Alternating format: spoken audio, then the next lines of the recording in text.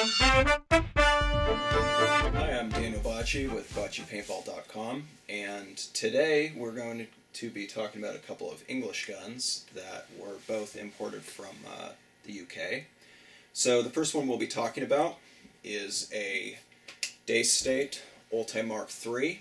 I imported this gun from England probably 2 years ago, and it's the only one I've ever seen in the United States. It has an aluminum lower tube, which holds the compressed air charge, and it has a steel upper tube barrel.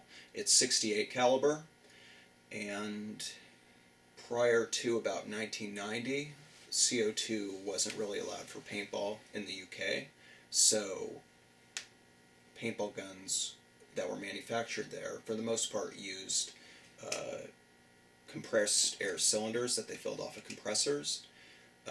This one, you can see it has a nipple on the front that we adapted to use an 1/8 inch QD, quick disconnect, and we can fill it directly off of a tank.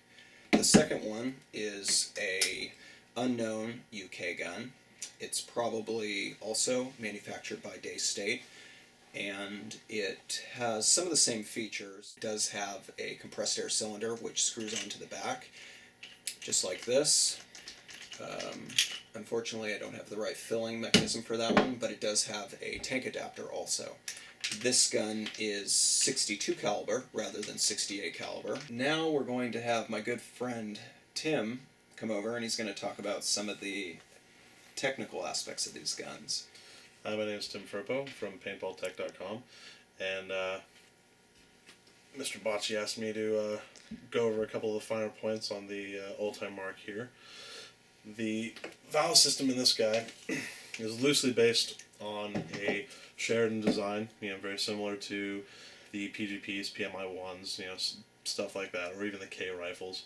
The nice features about this little guy is the back cap here is closed off, and it's got a screw here on the top that holds a cap on, and there's actually a short return spring in the back of the bolt. So very similar to return spring on a sniper. When you pull it back, it automatically returns, to a closed bolt position, so you don't have to worry about pumping it forward every time you shoot it.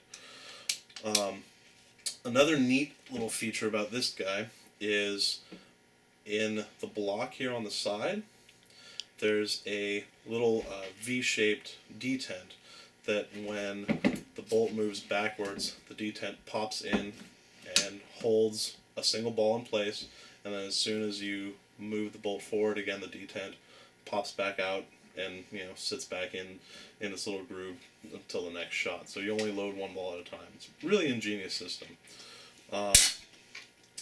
To remove the bolt from the gun, basically there's a small hole right here on the top which you pull the link pin out of, just unscrew it, and this bolt and the lower tube assembly will unlink itself, and then you can pull the bolt out of the top tube, for any maintenance you would need to do. And onto this other little small gun over here, the TG-19. It's the only markings on it. It's roughly a Nelson-based design, very similar to any of the Phantoms, Lapcos, things like that. The only difference between this and any of the other guns is on the pin here for your tank adapter valve, and on the pin here for the air source adapter.